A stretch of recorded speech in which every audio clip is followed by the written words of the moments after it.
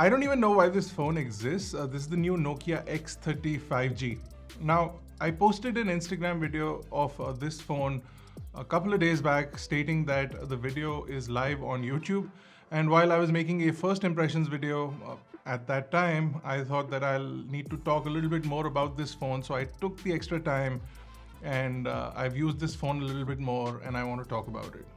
First of all, let's get one thing out of the way because a lot of you will stop watching the minute I mention this, and that is the price. This phone has been launched just south of 50,000 rupees, and for that it offers really nothing special on the inside or the outside. Now, Nokia claims that the play is all about sustainability and the fact that this phone is made from a lot of recycled materials. The packaging is completely sustainable, made from recycled paper, and the overall product itself reduces a massive amount of carbon footprint as far as electronics is concerned. Now, as the norm has become, there is no charger inside the box, but Nokia is bundling a charger which is packaged separately and is provided with the phone if you buy it in India for some reason. And at this price, here are some of the specs that you're getting with this phone.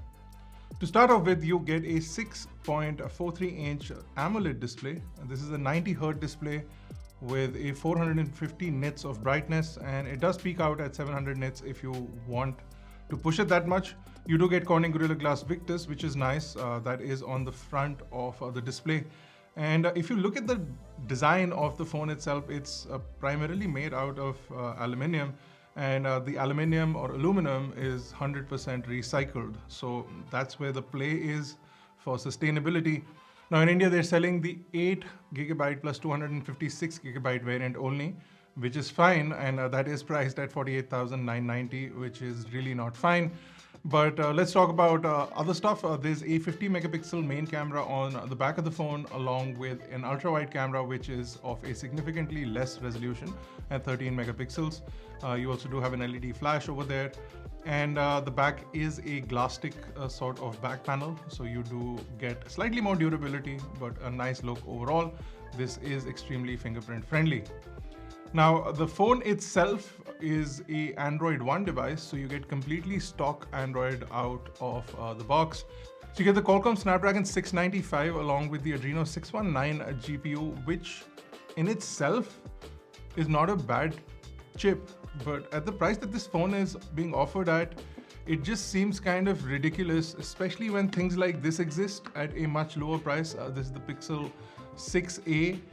Which does have similar specs, actually better specs in certain aspects, and a really nice display, and gets the latest Android updates almost as soon as Google decides to announce them. You also have things like this, the flashy light back panel nothing phone, which also does run a relatively clean version of Android.